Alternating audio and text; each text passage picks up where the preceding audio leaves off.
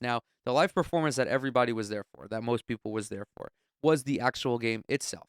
38-35 Chiefs over the Philadelphia Eagles. There will be no shit eating in Philadelphia. There will be no pole climbing in Philadelphia.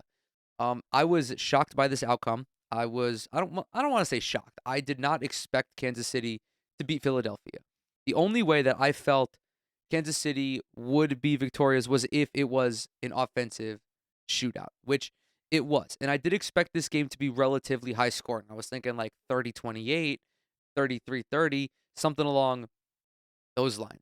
So m- I was rooting for Patrick Mahomes because as a Giants fan, I could not bring myself to root for the Philadelphia Eagles. I simply cannot do it. I would not be able to live with myself if that were the case. And again, he just it was not the best performance from him in the playoffs, at least statistically. I think he didn't even have 200 passing yards, which is ridiculous to think about. This same guy threw for 5,200 during the regular season. Let's pull up the box score because Patrick Mahomes, on one ankle, mind you, this guy was pumped full of every drug into halftime.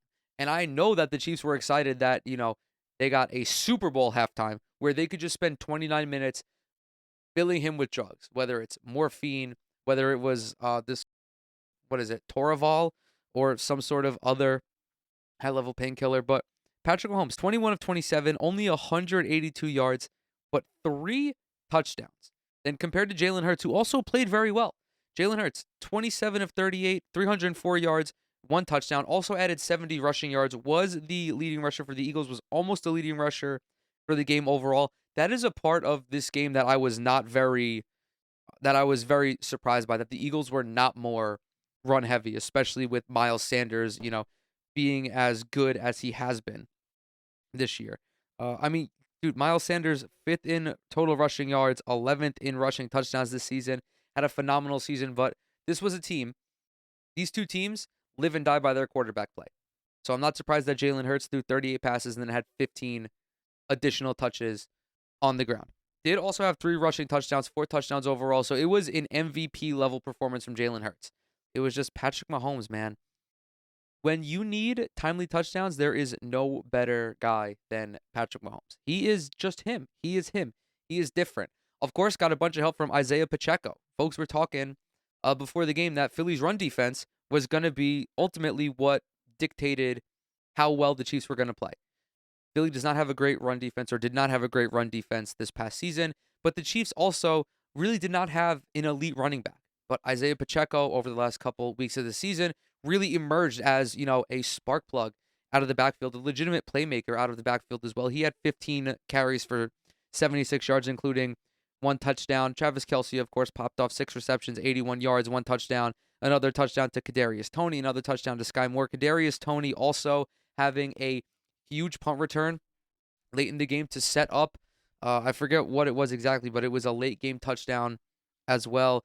The Chiefs defense with 2 fumble return touchdowns, if I remember correctly. Oh no, it was just the one. Okay, anyway. So yes, the one touchdown, the one fumble return for a touchdown, the other fumble recovery that I think led to another touchdown. But man, this was overall a very exciting game. I did have a lot of fun watching this with some friends, enjoying a few drinks. And this is probably the ideal scenario that you want for the Super Bowl. You want two of the MVP. You want, really, to me, the two MVP front runners going pass for pass with one another, which is what happened. Now, of course, in the aftermath of this, you have Patrick Mahomes, who is now a two-time league MVP, a two-time Super Bowl winner, a 5-time Pro Bowler, and he's only 27. Also, is already, I think, on average, throwing for more passing yards per game than anybody else. Already has like 200 career touchdown passes. Has already thrown for more than 20,000 yards in just 6 seasons or whatever it is. There is expectedly going to be a lot of talk about Patrick Mahomes' legacy. I don't want to have this discussion yet. I feel he is still too young. There is a lot of shit that can happen between now and when he retires. God forbid, I want to see Patrick Mahomes have a lengthy career in the NFL.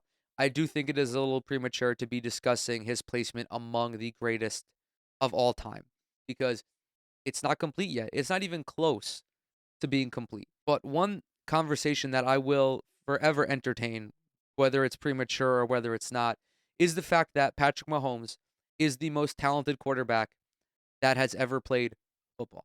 He is far and away. But okay, not far and away, but he is the most talented quarterback I've ever seen with my own two eyes.